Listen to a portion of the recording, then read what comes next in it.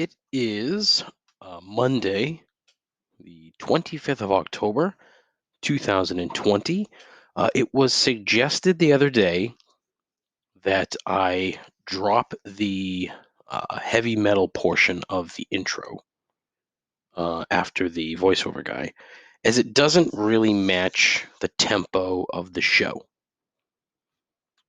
Theoretically, if I were to come out of the intro and my tone was that of someone, a man with his balls on fire, it would be fine. So, in a search to find a new tune, I created something that turned out just fucking horrific so that it entirely matches the tone of the show. Hope you enjoy it. All of this and very little else on episode 44, the Danny Ainge episode. That fucking guy had better make some moves this offseason. He's got like 14 first round picks and nowhere to put these guys unless they cut bait with a handful of other guys. And of course, this draft blows, which makes trading them all the more difficult. That's really all I have to say about that. This is Complaints and Observations. The greatest podcast hosted by someone who knows so precious little about almost everything. A journey into the mediocre mind of an exceptionally average person. This is Complaints and Observations with Dave LaPointe.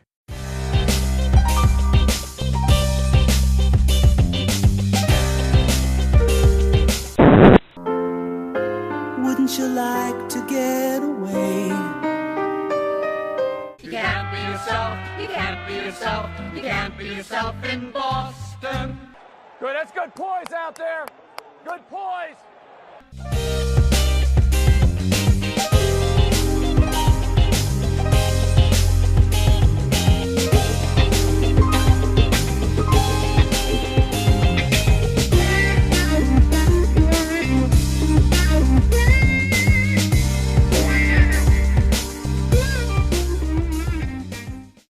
Who the hell is Dave LaPointe? I don't really think it flows very well. I mean, the music is fine. It's, royalty-free electronic music. It's a decidedly different tone. And I had a fucking blast just messing around with shit on Audacity last night, putting in all these various drops and stuff. That's fun. I could do that all the time. I could spend hours and hours doing that. That would have been great. I apologize for the first sniffle of the day. Being in the basement doesn't lend itself to clear nasal passages, apparently. So, greetings, salutations, complainers. What's cooking? I trust this podcast finds you well. I hate myself for using that fucking phrase. That I trust this finds you well bullshit in my work emails over the last 5 or 6 years. I don't know, how did that happen? It's completely trite, means nothing. And it's a shitty phrase. I mean, shouldn't that be implied anyway? That I hope my email finds you well? I mean, if it doesn't, what the fuck? You going to reply, no, not well, fuck you. Unless your email goes straight to someone's junk or spam folder, it should be implied that you care about them on some level, right? I mean, any kind of level. If I'm taking time out of my day to reach out to you, clearly I care about your well-being in some regard. I may just want money from you. I may just want to sell you some crap, but I still want you to be well. So that's not really needed, right? So another change in the show, aside from the wonderful criticism that I received about the intro, which was warranted. I was also told by another one of my 4 listeners to stop using the word anywho as a transitional phrase. It is a verbal crutch in the same vein as the ums and ahs and uhs and all that crap that I usually do. but far more annoying and completely unfunny. Not sure what would constitute using that term. And quite frankly, I don't know why I started doing it in the first place. I'm not entirely certain. I don't know. Maybe I did think it was clever or somehow. But uh, and I was aware of it. I was aware that it sucked before being told, and but I didn't really think anybody cared. I guess it's nice to be wrong sometimes. Anyhow, another good weekend for your humble hosts, must say. I got some shit done in the house. Not a ton, but enough. I like to tell my wife that this is a 5 to 10 year project, if not longer, just to make this house not livable. I shouldn't say that; it's not right. However, I did come to the decision that I will be outfitting the entire shed that we have outside now. Shed slash pool storage. I'm going to be taking that and redoing the entire thing. So I'm going to be purchasing a secondary shed to put all the shed goodies into. As someone who does not want to do any kind of yard work or landscaping on my own because I'm terrible at it and I'm lazy. So I don't need a ton of shit. I don't need a lawnmower. I need a snowblower because, look, you need them. It may not ever snow again. Thank you, global warming. It's a hoax. Shut the fuck up. But and I discussed this with my general contractor, who just happens to be my brother, who is way smarter than I am when it comes to this shit. So I asked him the other day. I said, like, look, what's the easier um, location? Would it be the basement or would it be the shed? And he agreed with me that the shed would be better. So now there's a lot of work to just figure out. Okay, is the shed structurally sound, and what's the deal? So he'll be coming by this week, hopefully, and get started sometime soon with some demo and putting some shit up. And I got to order a shed. I will likely reach out to some of my former coworkers who may be able to procure a discounted price for me. Hint, wink, nudge. Even though it wasn't subtle at all. I literally just said that. So if any of my former coworkers happen to be listening to the program, please send me a text and say, "Hey, Dave, I'd love to help out with that." I don't like to bother people. I asked one the other day, and I haven't heard back from him. So it's like, okay, I get the point. And then I asked another coworker previously when I bought a bunch of other shit when we moved in. So I don't want to ask him again. I don't want to be that guy. I don't like asking, period, because quite frankly, I think that's stealing. But look, they're a multi-billion-dollar company. They're not going to miss a couple $100. Gives a fuck. Um, but anywho, fuck. Damn it. I didn't do that on purpose. I swear. Completely shit. Oh God, I'm so fucking mad at myself now. God damn it. All right. A lot of sports this weekend as always, which is good. We'll get to that a little bit later. Friday night I went out to the big city and had some drinks and some food with a couple of old pals. It's good to see them. And I noticed something that I hadn't thought of previously. As you may be aware, we, the collective we, are dealing with a global viral catastrophe at the moment. So we're all having to adjust the way that we live. At one point Friday, I had to use the loo, so we were sitting outside. So I had to get up and go inside. So on went the mask. I trotted inside of the restaurant. And on my way there, I see a couple who I assume are in their mid to late 20s having a real heart to heart right next to the men's room door, like literally right next to it. Now, there isn't a ton of people in this place, and there's plenty of room.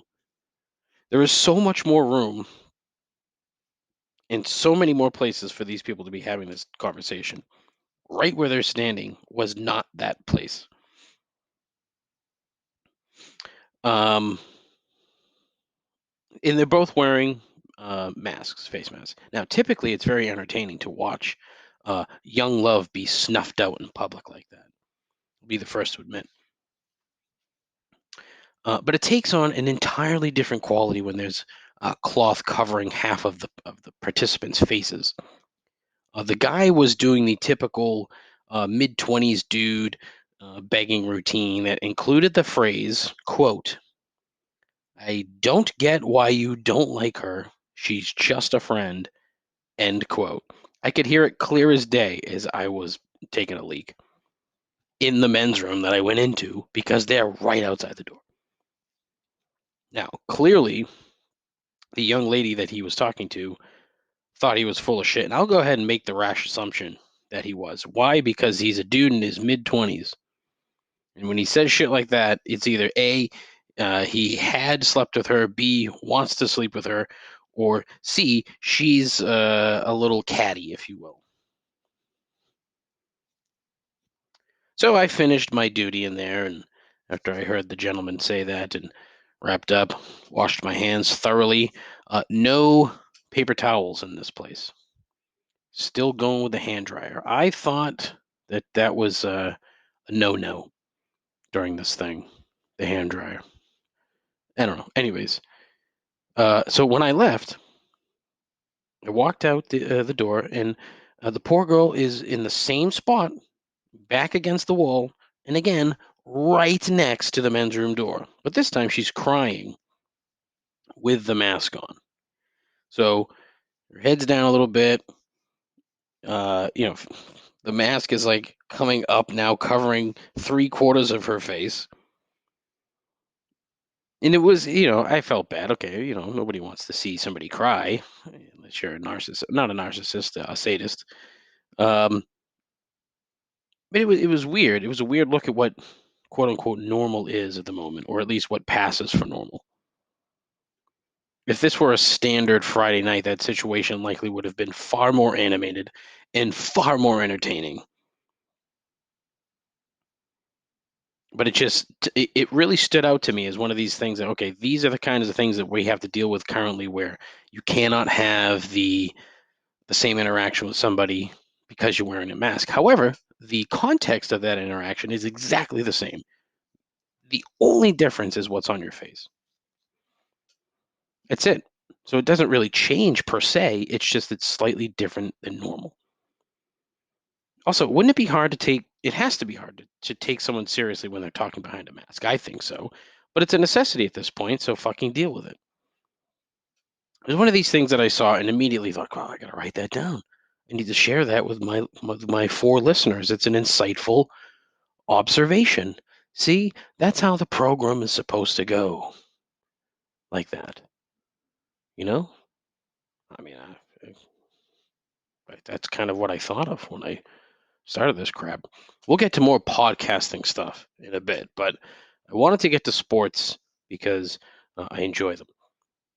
A lot of sports this weekend. There was a UFC fight where Khabib wins unified lightweight title and then immediately retires in a very heartfelt, un-Khabibish type of way. If you're at all familiar with Khabib, you know that he's kind of a Russian. So he sort of, typically in public, he lacks that emotion. Very, very Drago-esque, without the speeding treadmills and indoor tracks. So it was, it was interesting to hear him talk about his dad. His dad, who was his coach for his whole life, very well known within the sport, and his dad got the Rona and died back in July. And then he said that he had promised his mother that this would be his last fight because his mother said, you can't do this without your father. It's like, holy fuck, that's deep. That's intense. That was not what I expected. He goes out and he chokes out Justin Gaethje in the second round. Done. Easy win. He says all kinds of nice things about Gaethje, which again, and that's probably on me thinking that he's not capable of having these emotions. But it was a very interesting ending. I didn't watch anything. I didn't. It was on. The fucking thing started like 1 o'clock, 1:30 in the afternoon. The main event was at 5 because they were fighting on in Abu Dhabi on Fight Island, which it lost its luster, I think, after the first pay-per-view. And they shouldn't have said where it was. At least for the first couple, they should have really fucking played it up and turned it into like a Mortal Kombat-esque, Street Fighter-esque event, secret location somewhere. You could have just lied somewhere in the South Pacific, somewhere in the North Sea, somewhere in fucking Antarctica, Fight Island. Bah, Dana White could have come out and made a fucking big production out of it. Missed opportunity, I think, for them. Again, this why I'm in the wrong business. I should be in marketing. Like that was fucking brilliant. It would be funny. I talked about Fight Island before, and I don't know if I mentioned it in the same context, but yeah. So World Series, surprisingly good series. Surprisingly good. That finish the other night, Saturday night, was flat out fucking bananas. Absolutely bananas. No, I mean a comedy of errors by the Dodgers, who are the Atlanta Falcons of Major League Baseball, constantly finding different ways to lose. And then they go out last night and win. Kershaw comes out, throws a good game again, even though he got yanked after 5 2/3. But Dave Roberts, to his credit, he brings in that fucking weird ginger Dustin May, and he comes in and shuts the Rays down. So the Dodgers are up 3-2, and again, surprisingly good series. I would rather see, selfishly, just because I have a series bet on the Dodgers, I'd rather them win tomorrow night and just get it over with. However, I don't think I would have an issue with Game 7 if there were a Game 7, just for entertainment purposes only. Although it would probably be a 6-hour game because both of these managers just drain their bullpens until the game was over. That's my guess. So we'll see. That should be good. But the other thing that I noticed is during the pregame broadcast, David Ortiz is part of the guys on the set with Frank Thomas, who is twice the size of fucking David Ortiz. Frank Thomas is a massive individual, and this Nugenics or whatever the fuck he's on. Holy Christ, what the fuck is in that stuff, dude? He's huge. Alex Rodriguez and David Ortiz. Now, did anyone happen to notice what I believe were bejeweled earpieces in David Ortiz's ears, plural? Because it looked to me as if he had bejeweled, like with a silver sparkly bejewels, his earpieces. The guy is such a fucking baller that standard TV earpieces aren't enough. Make them garish looking and obnoxious. I mean, they're ugly as fuck, but it's hilarious. I got such a kick out of it. The Patriots yesterday, yikes. Fucking gross. Another comedy of errors from everyone associated with the organization from the top down. And I say that for a couple of different reasons. One, I'm kind of glad we weren't able to go to the game yesterday, because I would have been so pissed if that's, let's say they decided, hey, we're going to start letting people in. Mr. Lapointe, you and your group, you're welcome back to the San Francisco game. Yeah. I would have lost my shit. They really need to let some people in to watch these games. 10,000. Fine, whatever. You can safely have 10,000 people in a building that seats 50,000. Yeah. The coach, quarterback, the receivers, the defense, the secondary got fucking picked apart by Captain Average Jimmy Garoppolo, whatever his fucking name is. I don't think the kid's that good. I think Kyle Shanahan is a good coach for the most part. And, I really thought that after that interception that he threw early second quarter, that he would revert back to classic Jimmy G, throwing the ball all over the place and being a bum. But my assumption is that he was very motivated. I don't know why, Belichick wanted to keep him. And if it were up to Belichick, he'd still be here. But he was clearly motivated. He didn't really do much. I mean, he was okay. It's not like he went out and threw for 350 and 4 touchdowns. But I mean, there were multiple occasions when Cam Newton threw the ball into the dirt 2 feet in front of a receiver. That's not good. It's not going to work at all. Also not going to work. Josh McDaniels still fucking sucks. I will die on this hill.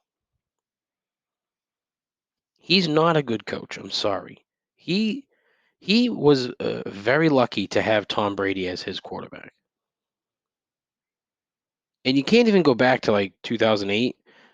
Was he there 2008? No, I'm pretty sure.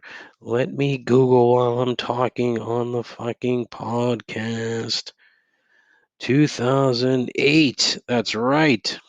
Offensive coordinator and quarterbacks coach in 2008 with the New England Patriots. He became the head coach in Denver 2009. Came back to New England 2012. Now, in 2008, when Tom Brady wasn't there, he had a serviceable quarterback in Matt Castle, but a freaking gaggle of weapons. He had just a variety of excellent wide receivers, good tight ends, decent running backs. I probably could have done okay. That's not true. That's not true at all. However, so now he can't lean on Tom Brady to make do with his shitty calls 3/4 of the time. And I don't think Cam has the leeway just yet to audible out of plays yet. I mean, I could be wrong, maybe because I don't know, but there has to be a reason why the only receiver that got open yesterday was Jacoby fucking Myers. He was the only one. He had 4 or 5 catches. Cam threw the ball to him 7 times. Cam and Stidham. I think Stidham threw it to him 3 or 4 times. But I may go back and watch the all 22 tape. Yeah, that's fucking right. We study tape here at Complaints and Observations poorly, just like grade school, but we study nonetheless. To try and see what the fuck Cam was looking at out there after the snap. I'm more curious. It's just curiosity because he's not this bad. Can't be. So whatever he's seeing, it ain't much. I mean, honestly, they should tell him, look, you get 3 seconds, and if nothing's there within 3 seconds, just fucking run. That's not the way the offense should work. But when James White isn't getting open, then nothing is working. You need to make changes, and I don't think it's a personnel thing. I think it's I think it's more how they're running the offense. They need another receiver. Defenses are just keying on Edelman, making sure he can't get open, and he's probably hurt. So those 2 things are keeping him down because he looks old. 2, he looks bored. So that's a problem. Another problem were pod bets this weekend. The best bets were a disaster again for your host, especially as somehow the fucking Buffalo Bills couldn't cover against the Jets. The Jets, who cannot score, managed to score 10 points against the Bills. All right, that's fine. That's 10 points is good, holding a team to 10. But the Bills' offense could only manage 18 against the fucking Jets. The Jets are trash. The Bills are frauds. They might win the division just because the Patriots can't get it together, but they're going to get exposed, and they almost did on Sunday.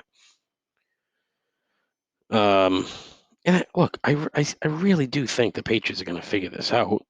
You got to look at the way that they've always done business over the course of the last 20 years, which is the first 4 games and the preseason have been sort of a a method or a way to kind of hammer shit out, figure things out. The difference this year is they didn't have the preseason, then they got fucked on the bye week. But at the same time, you can't take 8 games to get your fucking shit together unless you win the 8 straight at the end.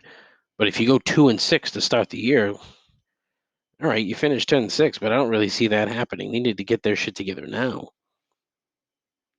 I mean, look, they're only what are they? 2 games out, 2 games out of first in the division, 2-4. I think Buffalo's 5-2, so technically 2.5. But yeah, Scott Banksley had the Packers. Jackie Fradley Jr. had the Pats. So thus far, Banksley is rolling 5-1-1. Jackie Fradley Jr. 3-4. Your humble host is 2-5. Yuck, just yuck. I took the cheese this week, and I'm going to take the cheese. I think, moving forward, I will take the line against the Jets, and I will take the under for any fucking Cowboys game because the Cowboys are donezo. Andy Dalton almost died the other day, and if you haven't seen that hit, you need to find it because gross. No supplementary discipline apparently for the gentleman that literally took Andy Dalton's head off.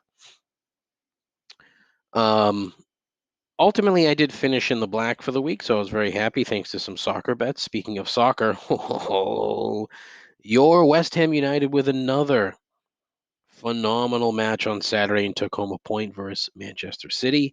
Folks, can you feel it? Can you feel the excitement emanating through your speakers at the moment? West Ham United is going to win the fucking league. No, they're not, but we can talk that way just because it's exciting to see them play well. It's just, it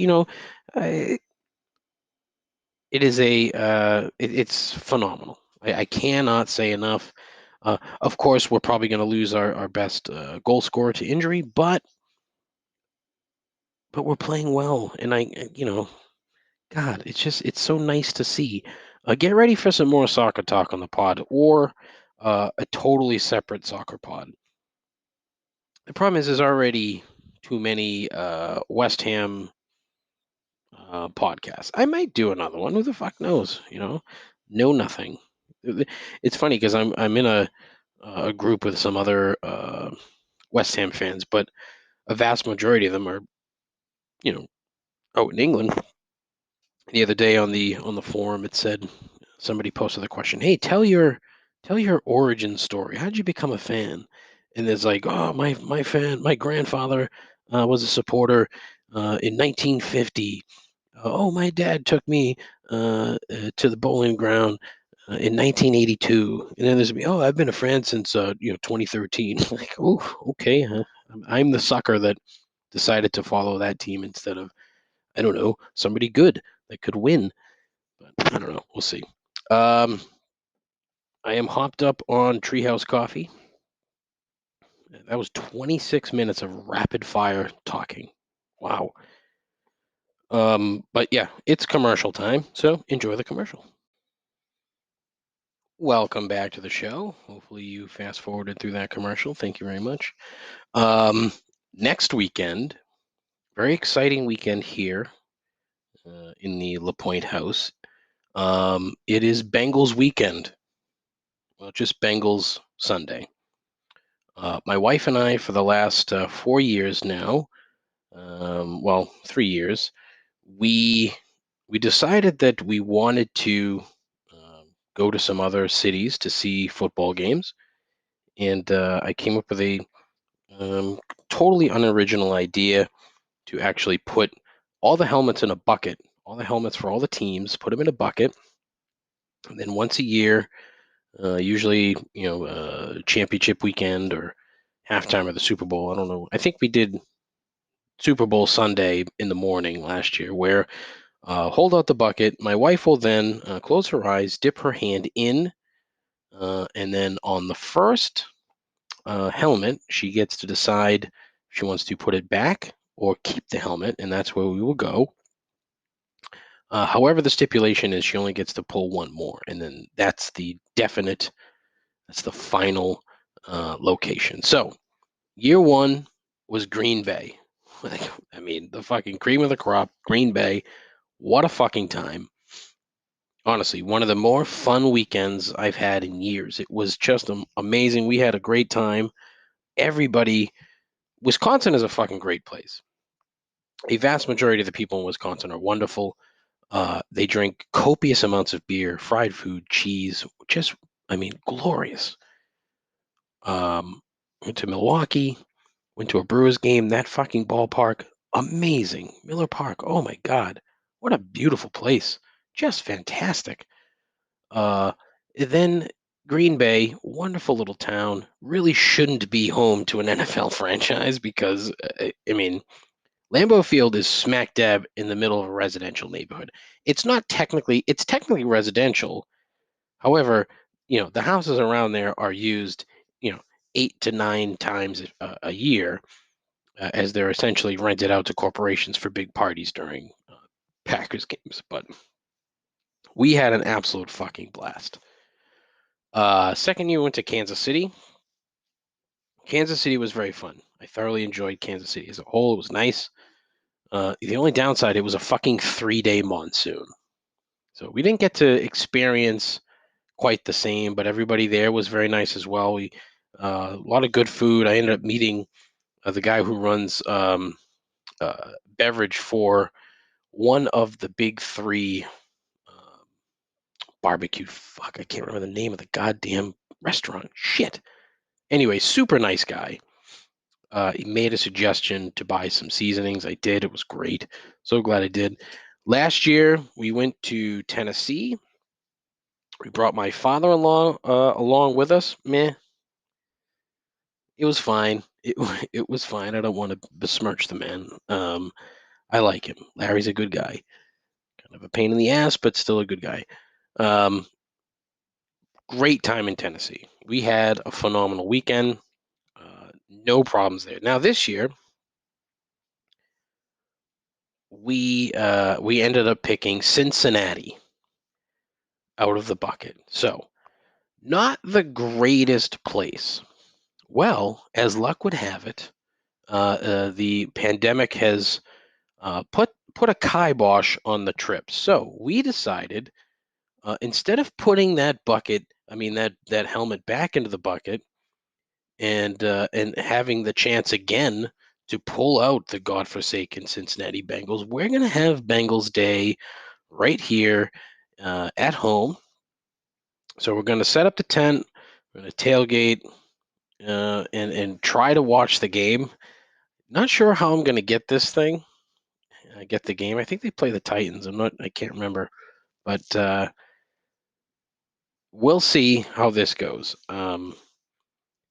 I spent some time trying to figure out, okay, what is Cincinnati famous for? Like how? Because typically when we've gone to places, we make it a point to see other things other than the game. So we typically we'll go to a baseball game, or we'll go to a stadium, we'll go to for tours and everything else. And so we get to see a lot of different things. Well, Cincinnati's not really known for a ton of different shit, other than being across the border from Kentucky and on the river. Interesting history, Cincinnati, but not interesting enough for trying to do Cincinnati shit when you're not in Cincinnati. So it was like, okay, what kind of food? Well, chili. All right. Well, the chili apparently isn't like your normal chili. It's thinner, has cinnamon in it. They put it on spaghetti. So whatever. So I managed to finagle a couple of cans through the mail of Skyline chili. So we're gonna have Skyline chili, and that's like, all right, what beer do they serve at the stadium? Like, there has to be like a local beer that they serve at Paul Brown Stadium. You know what they serve there? Bud Light. No fucking surprise. No surprise at all. Well, as luck would have it, I knew that Sam Adams, your local Boston lager, brews its beer in Cincinnati. Interesting turn of events. So next weekend, we're going to have Skyline Chili on spaghetti with a gigantic pile of cheddar cheese, which is how they do it. I don't know why. And Sam Adams Boston Lager. Got some Bengals gear, so we're gonna rock that out. We're gonna look stupid. Hopefully, none of the neighbors see us. But it's a way to check that box. Hey, yep, we went to Cincinnati. Check that box. Dunzo. So, looking forward to that. Hopefully, next year we'll be able to actually go. Fingers crossed. We're going to Antigua at the end of November for our anniversary weekend. We were sort of really forced into this. I called the resort to see about moving dates, and basically any date that we moved to is going to cost us a minimum of $1,200 more. It's like, you motherfucking snakes. So we bought our airfare. Hopefully American Airlines doesn't fucking cancel flights. They like to do that because they, are American Airlines. They fucking blow. So we'll be headed to the Caribbean at the end of the month. Might do an impromptu pod over the phone while I'm there. We'll see. We'll see how that happens. Speaking of podcasts over the phone, now see, that's a fucking segue, David. That's what you need. Great segue.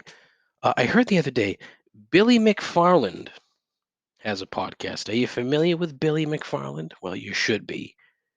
Billy McFarland is the Fyre Fest guy. Billy's a guy who's now in jail for defrauding a ton of people, but a lot of dumb rich kids out of hundreds of thousands of dollars to see what probably would have been the worst music festival of all time on a relatively unfriendly island in the Bahamas. He fucking scammed a ton of locals. There's still a GoFundMe, an active GoFundMe page for the restaurant lady, the lady that owned the restaurant that was featured in the documentaries.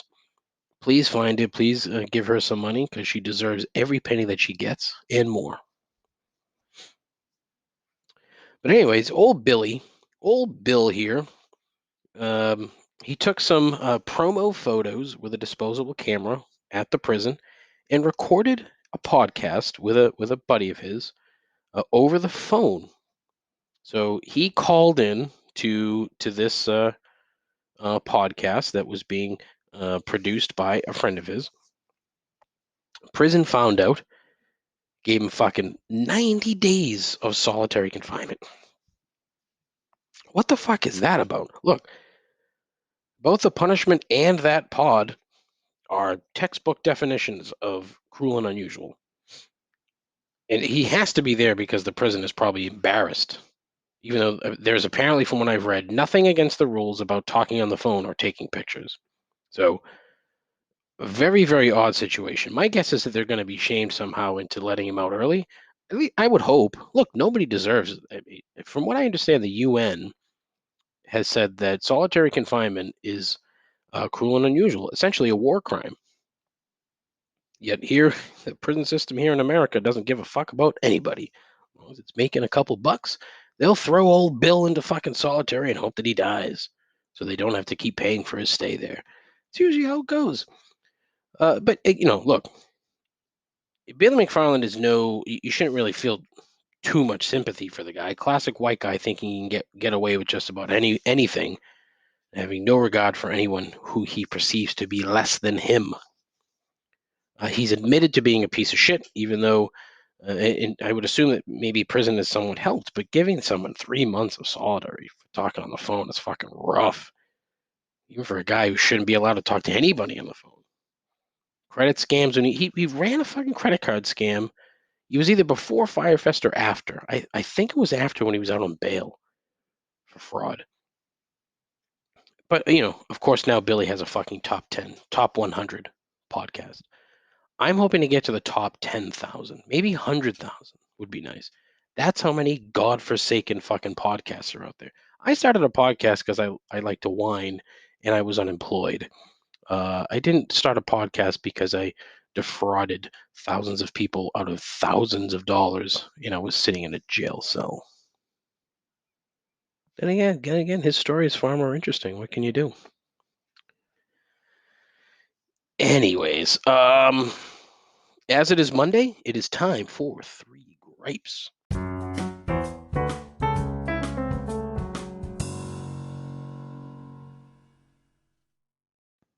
Okay, gripe number one. Robocalls. These fucking things have the sophistication is off the charts now for a number of different reasons. That's another crutch of mine for a number of different reasons. Wow, that's terrible. I've been getting a ton of them lately, and a lot of them are political. So I'm like, all right, what the fuck? This is bullshit. So I go to the FTC's website, the Federal Trade Commission, and I search robocalls. Did you know political calls are completely fucking allowed without your permission? What? How and why? Get the absolute fuck out of here. There is no reason for anyone to be calling me unless I've given you my phone number, unless I've given you permission to reach out to me. If I've donated to your campaign, there's permission. If I've signed up for an email list, there's permission. But otherwise, don't call ever anybody, not just robocalls. But so there are a ton of things here about robocalls. Basically, the first thing that it says, if you answer the phone and hear a recorded message instead of a live person, it's a robocall, and likely they're trying to sell you something, and the odds are that it's illegal and are probably scams. The fucking FTC's website here is trash. Ugh.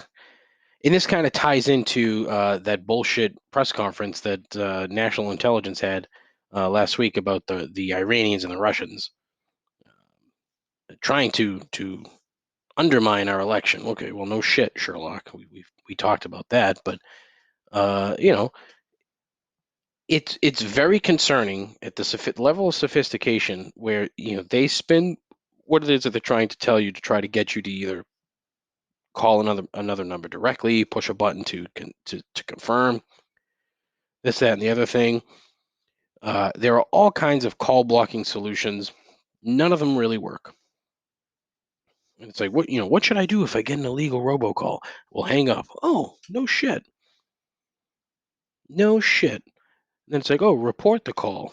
What the fuck? You give them a phone number that, there's some sort of weird algorithm that I'm sure you've seen where you get these calls from numbers that look exactly like yours. And then, you call the number back, and sometimes it'll just go to the person who actually belongs to the number. I get those fucking calls all the time. Hey, did you just call me? No. Yeah, you did. Nope. I don't know who you are. So I definitely didn't call you. In fact, I don't call anybody. What else is the FTC doing about robocalls? Well, nothing, because it just makes our friends money. So probably won't. And then the do not call registry is designed to stop real fucking companies, not not scammers.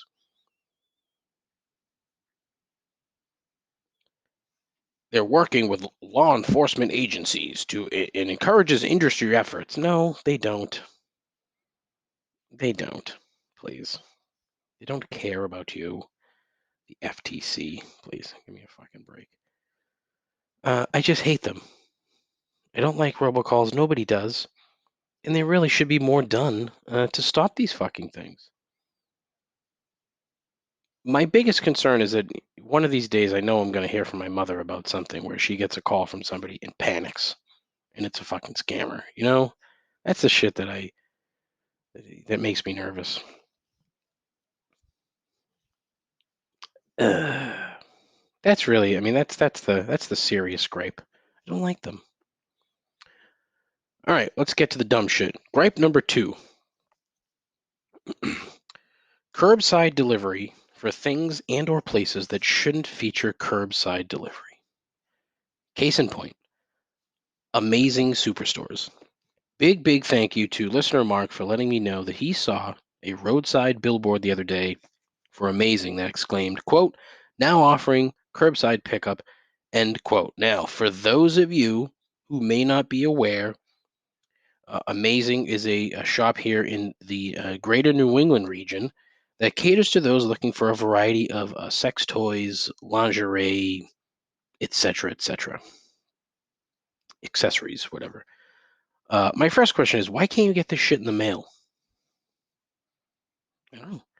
Another question that came up is, how many people were turned away just from going into browse that necessitated this feature? Now, look, granted, again, we are in the midst of a global viral pandemic, so you don't want people just milling about your fucking sex shops and spreading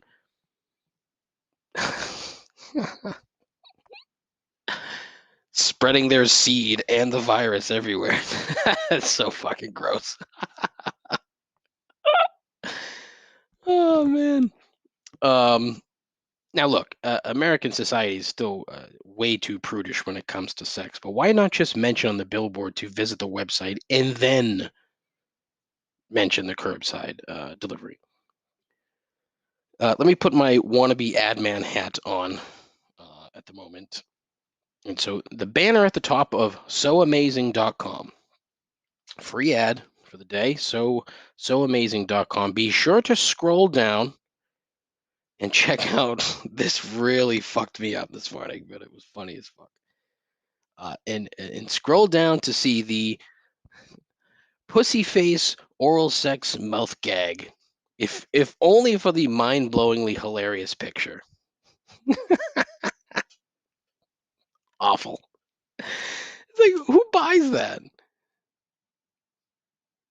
Sweetie, I want you to put this pussy face oral sex mouth gag on for this evening. Boy, am I turned on. Oh man, it's just so funny. Anyway, so you go there, and then the banner at the top of the page can say something like, can't wait for that 16-inch double-ended dildo to come in the mail. Well, now offering curbside pickup. That's it. You drive traffic to your website, which I assume is the more they probably make way more money with their e-commerce than they do their brick and mortar. So why not just drive more traffic to the website instead of having to drive actual traffic to the front of the store? There's so many ways, so many directions you can go here, but the thing that just doesn't make sense to me is, so you buy the shit and then someone comes out and gives it to you while you're sitting in your car. Is it just, it's the need, the deviant need for some of these fucking people.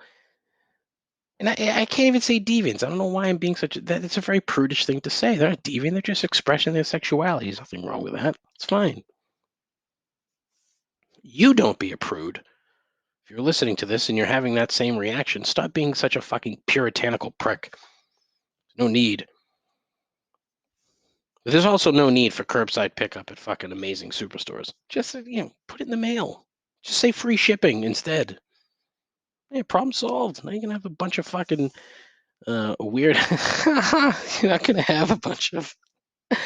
They're gonna have a bunch of mustachioed perverts sitting in their Buick Skylark in front of the amazing superstores, waiting for their fucking sex toys to come in. I don't know why I think of a mustached guy in a Buick Skylark, a beige or like a tan, like an old, like an '89 Buick Skylark, brown. That's funny. Only to me, though. It's only funny to me. All right, gripe number 3. This also came from a listener. Thank you, listener Dave. This is a good one. I like this one. The I voted sticker. Why do we need to feel the need to advertise to everybody something that you should be doing anyway? He also complained about ashes on people's foreheads on Ash Wednesday. I don't really see a problem with it, but that's just an ad for their religion. It's like, good luck going the whole day with that shit in your face, sir. You know, I understand what you're trying to convey here, but it's a little. The weird thing for me was that on Ash Wednesday, a couple of years in a row, you'd go to the train station and there'd be somebody administering ashes at the train station.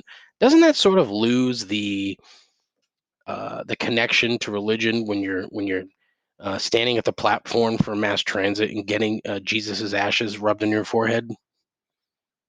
I don't get it. So this is my thing with religion. It's just so fucking. I just don't get it. Anyways, the I voted sticker. Look, I don't recall getting one in 1996 when I pulled the lever for Ross Perot, but I probably should have. The only people that should be holding the I voted sticker are the people that just went and voted for the first time in their life. It's a very special thing. I still think that voting is very, it's great. I love voting. I vote all the time. Local elections, I go to them all the time. I'm in a new town now. I'm looking forward to canceling some fucking Trump votes with my Biden vote this week. Yep, we're a very politically agnostic podcast here, folks. But if you've listened to the show, I think you have a fucking idea of which way we lean. Anyhow, the sticker is just dumb. It's vanity, and there's no need for it. What we really should do is what happens in a lot of second and third world countries, where when you vote, they dip your index finger into an ink that doesn't wash off for a couple days, and you've got like a fucking blue finger. That's to make sure that somebody doesn't vote twice. That's to combat actual voter fraud. And if the current administration was so concerned about alleged voter fraud, why not do that? Why not go around dipping fingers in ink? You know, instead of sending your fucking minions to go fucking burn ballots inside of voting boxes, which I've now seen 3 reports of. Fucking, oh God, this country is ridiculous. We could not only avoid any perceived pitfalls, but also rid ourselves of the entire I voted sticker industry, which honestly is a win-win for everybody. Nobody needs it. Thank you, Dave. That's a good one. Excellent gripe. And I agree 10,000%. Look, that's it for the show. This has been a fun one. The script worked. I was riffing a little bit in there. It was good. Caffeinated, nicely caffeinated treehouse coffee. Not thrilled with the treehouse coffee. You know, don't hate it, don't love it. It's a real mishmash. I got to try some of their other ones, but Thursday show, fingers crossed, hoping to have a guest. So I'm hoping to have an interview for you guys on Thursday with an acquaintance of mine who big sports fan, and the angle that I'm taking is just sort of sports fandom and how that evolves over the course of someone's life. So it's an interesting angle, I think, and I hope. My hope is that it conveys well with the guests. So we'll see. Fingers crossed. But that's it. Listen, thank you for listening to the show. Please, I implore you to tell your friends. If you want to leave a message, give me a call, 617-65-RIP'em. I am doing a giveaway on the Instagram page at ComplaintsPod, giving away some ugly fucking merch. And I know you're excited to wear it in public so everyone can ask you, what is that crap? And you can say, check it out. Here it is, Complaints and Observations.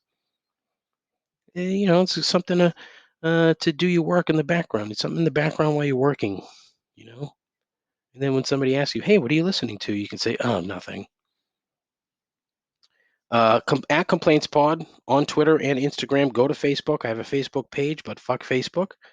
I also have a YouTube page, and I don't really use, and I should. I think I might use some for Bengals Day, just to put it up there to see it. While you're at while you're on YouTube, I would like you to check out my pal Jason Farrell. He has a new song. Go to YouTube, J Farrell Music, the letter J, Farrell, Farrell Music. He's a vocalist, plays guitar, bass, and his son Ian plays the drums. So Check it out.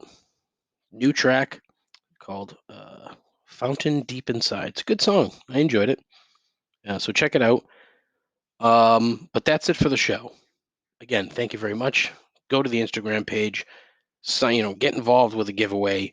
It's a cheap way for me to get more fucking followers on Instagram. I'm up to 79, I think. I'd like to get to 100.